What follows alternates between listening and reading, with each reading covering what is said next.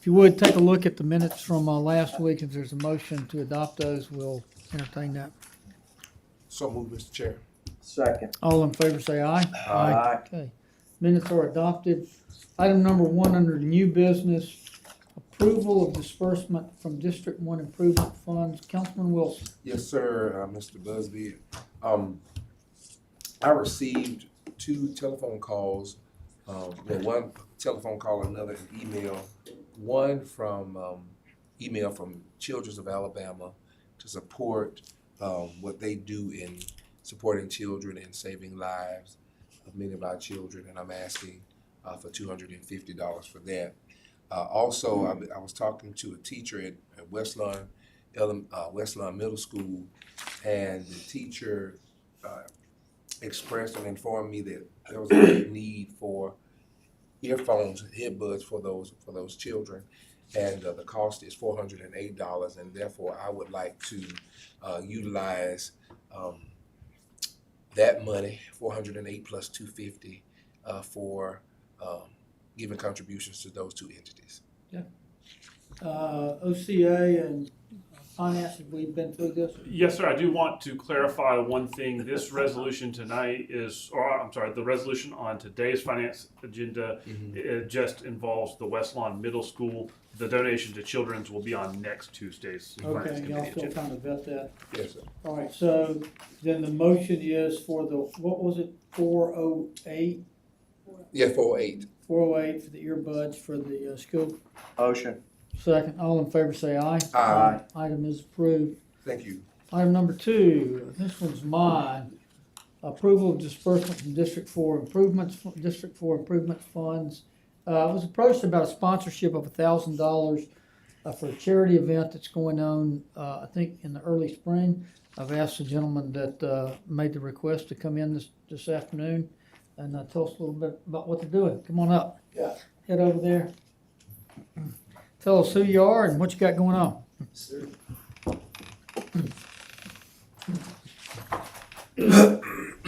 Hey guys, I'm Christopher Colmy from Atlanta, Georgia, and I'm here to tell you all a little bit about the fight against suicide. So this is an event that was started in Georgia 4 years ago to help raise awareness and lead to prevention of suicide.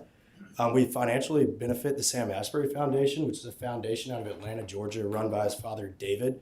The reason we support them is because we feel like the foundations that they go on to support provide, a huge improvement to mental health. And those foundations are the Hidden Opponent, which is a speaker series formulated to student athlete organizations on the West Coast right now to help break barriers and hopefully bridge the gap between conversations surrounding mental health. Another one is the We Stand Together Foundation, which is a foundation, I believe it's out of Texas, that helps fund medical research on the brain to figure out why these things are happening in our youth and throughout our lives, to see why, what is going on in their brain to help lead to this and hopefully lead to prevention down the road. It's something that the foundation is really excited that they recently started funding, is a research out of the Texas Tech. That's research done on the brain to figure out, similar to the foundation, the We Stand Together Foundation, why this is happening and how to prevent this before it is too late. Preston's going to say a little bit more about the foundation. Yeah, guys, I'm Preston Ewing. I serve as the head of fundraising for the fight against suicide here at Alabama. I'm from Memphis, Tennessee, and a senior here at Alabama. Last year, we had our first event here in Alabama. Christopher mentioned that it was set up 4 years ago at the University of Georgia. In our first year, we raised $87,000 for the fight against suicide, going towards the Samuel Asbury Foundation, which we're really proud of. Our event is awesome. We have this year, our date of the event is February 21st.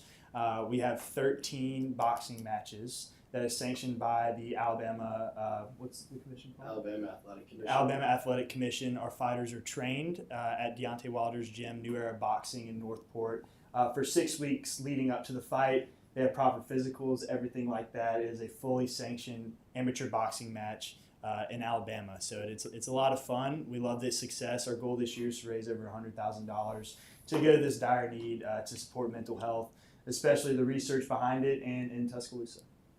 Thank you. Thank you for having us. So I have not scheduled this for a vote today. I did ask them to come in. Mr. Holmes, I thought this would serve as a sort of springboard from discussion as we kind of work our way through some of these events, this is, I would say, outside the narrow channels that we normally see. Yes, sir, and thank you, Mr. Busby. This is a good opportunity, I think, to kind of go with council over the process my office goes through in determining something that we can fund. And so oftentimes we will get a request, can we fund this organization? Or we'll get a copy just of their tax record that says this is a 501c3.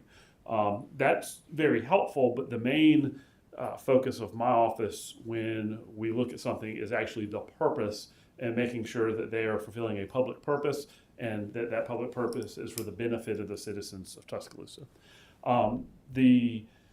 What we do in OCA, municipal law is a muddy gray mess.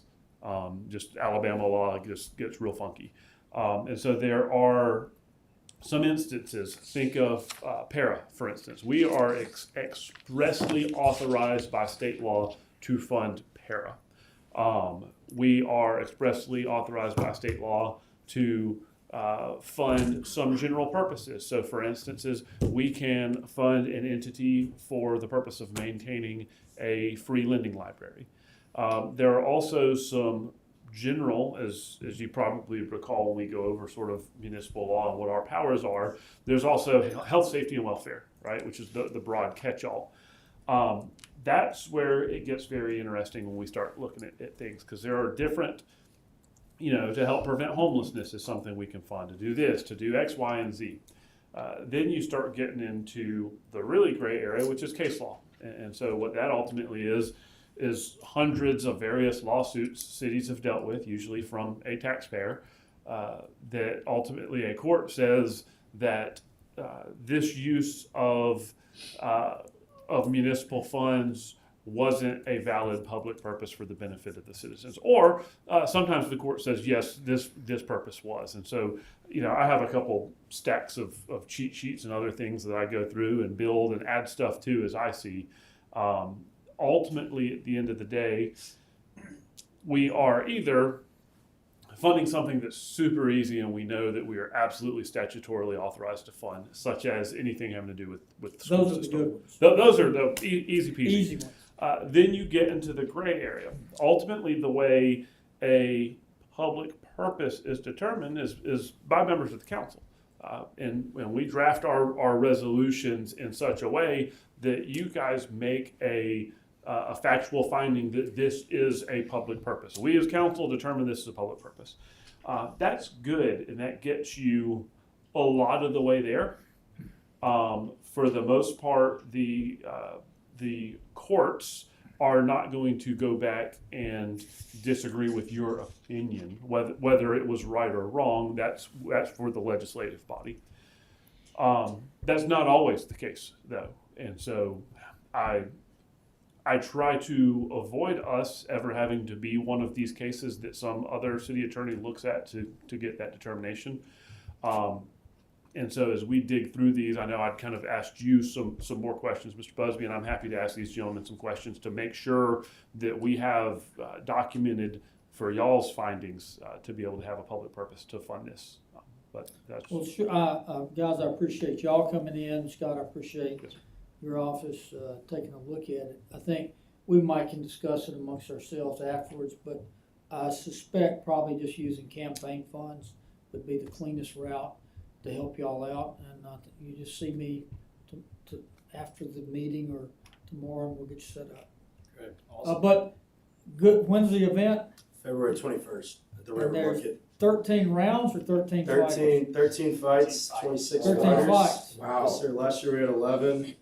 This year we're going up to 13.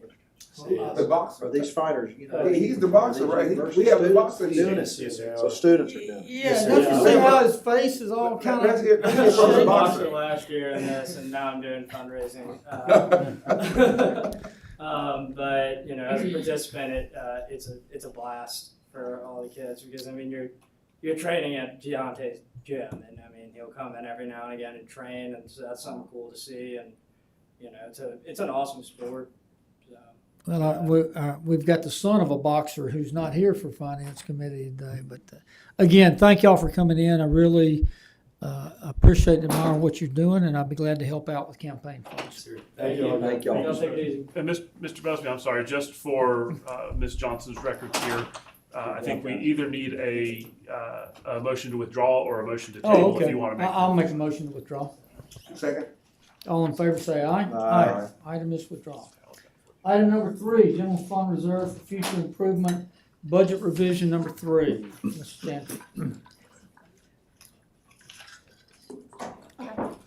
Yes, good afternoon, council. Good afternoon. This is a budget revision requesting a movement of $80,000 out of contingency within the general fund reserve for future improvements fund.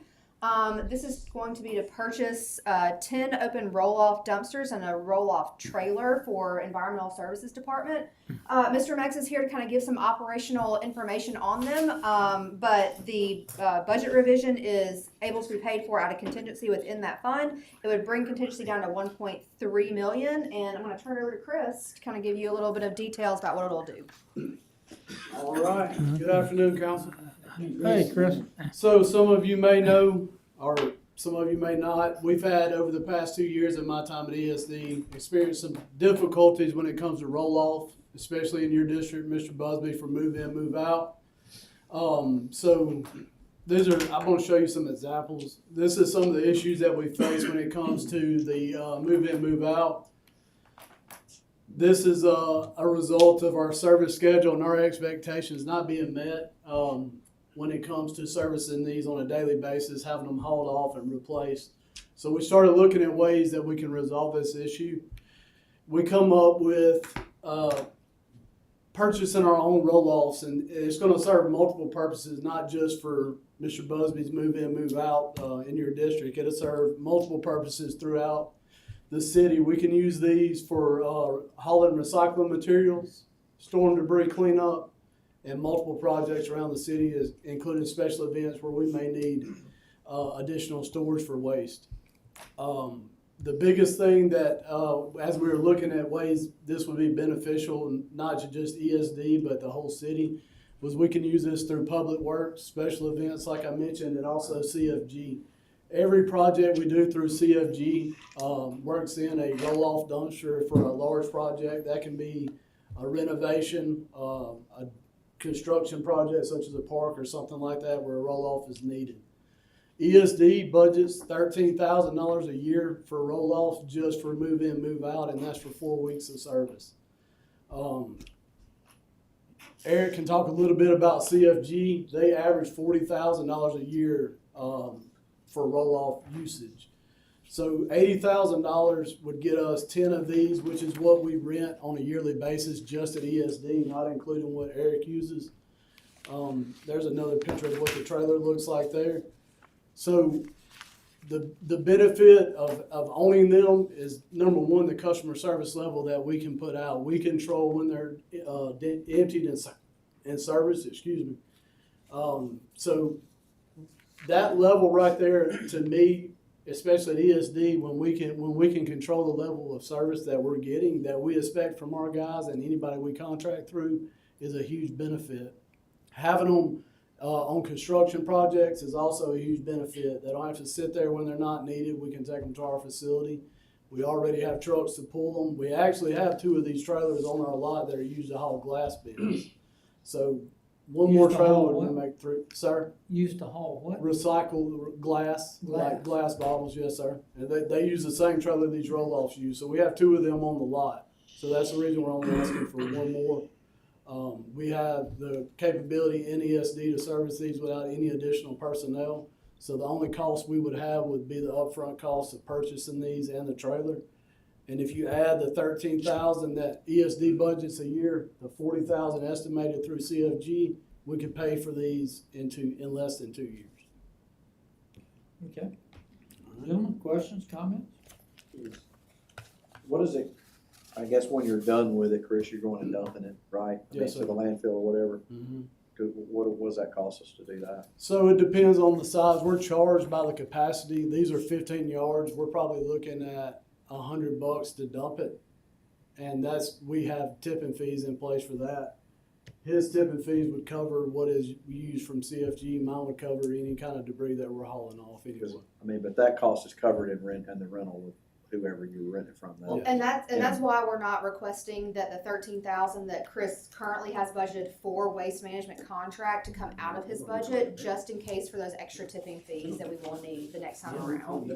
So we'll acquire the dumpsters and the trailers this time around, and then hopefully we will know what the increased tipping fees will be in the next budget cycle, and so we'll be able to either bring that down or advise you on how we would adjust that moving But you're gonna forward. spend that money that we've already approved in the budget, of that 13 grand. I would like to leave it there in case we do Yeah. spend it on there tipping. You know, I'm not sure about, especially when you can service them a lot quicker, if they're gonna fill up more frequently, and then you'll need to like rotate on and on. Right. So I'd at least like it there for him to use and have available during move in, move out cycle.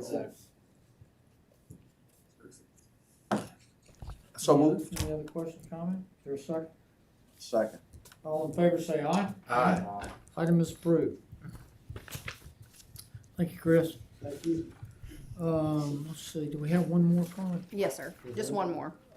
Authorization to execute an agreement with Milliman to prepare the actuarial valuations and GASB 67 and 68 report for the hourly pension plan, total not to exceed 31,000. I should have let you read that one. No worries. Milliman is our actuarial firm that does valuations for our hourly pension plan. Our hourly pension plan is a closed plan, and I really think that most of the active participants are have actually just retired this last year, or we maybe have a couple more on that will be retiring soon. But Milliman does our GASB 67 and 68 reporting, which we use in our financial statements every year, and we are required to do. And they also do some program and plan administration with our human resources department for the people that are active under the plan. The total contract this year is $31,060. That is an increase from the prior year. The prior year, our total not to exceed amount was about $13,000, so it is a market increase. They're within this not to exceed, there are certain allowances for the number of benefit calculations that they will do. If we do not hit that number of calculations, we will obviously not hit the not to exceed amount. We went back and forth with Milliman.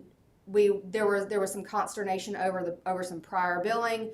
Ultimately, I think because this plan is sunsetting and because our accounting and finance department is so well versed in working with them on this plan, and our human resources department is so dependent on them doing the cost evaluations, that we should stick with them for now. Last one, we think. This is our last dance. Oh, no, sir. We'll need this valuation until the plan's at zero. Any idea how long? Is that 2 years or 20 years? Depends on how long the people live that are under it. Gib will be in his 32nd term. I mean, I hate to be so morbid about it, but it really is. It's about a death roll. And that's no joke, dude. What are the alternatives? Yeah, be with you, man. We could do an RFQ and look at other actuarial firms to do this. You know, Kavanaugh McDonald does a number of our actuarial valuations for the fire and police plan, and there's other actuarial firms that are out there. It's just that they have all of our information. They know the plan specifically. We've worked with them before. The benefit calculation is an unusual one because it is a closed plan. You know, we could RFQ it and see what we get. How many people are covered by this, or how many people are in it? Like, Less than 70. More than Less 50, than less than 70. 70. and so it was people that were So like a certain class of employed. I mean, hourly. I understand that, but I mean, is it? Go ahead. So when we transitioned to the retirement systems of Alabama, the city overall, there were certain people that were classed out or chose not to convert over to RSA, and they are in this plan. They were allowed to come into this plan with us with the same equivalent benefit of what they had prior to an RSA conversion, and they chose to stay in this one. Shannon, what kind of time sensitivity is there on this particular issue? Is there a calculation needed this month, next month, or in? We need the valuation reports by the end of December for our financial statement reporting. Would it derail anything if we table this for a week, to kind of talk it over? No, sir, not at all. Gentlemen, would any of you make that motion? Motion to table for 1 week, Mr. Chair. Second. All in favor say aye. Thank you. Okay, thank you very much. And one more piece of information, I'm so sorry. The total amount from the contract is paid out of the plan. It is not paid out of any of our budgets, I was gonna if that ask helps that. at all. But that's Yeah. part of, Yes, sir. You had told me that and I forgot. And I forgot to mention I that too, meant to thank ask you. that too. Okay, well, we'll Thanks, look Carl. at it next week. Thank you, gentlemen. Is there any other business to be brought before Finance Committee? If not, is there a Motion to adjourn, Mr. Chairman. Second? All in favor say aye. Aye.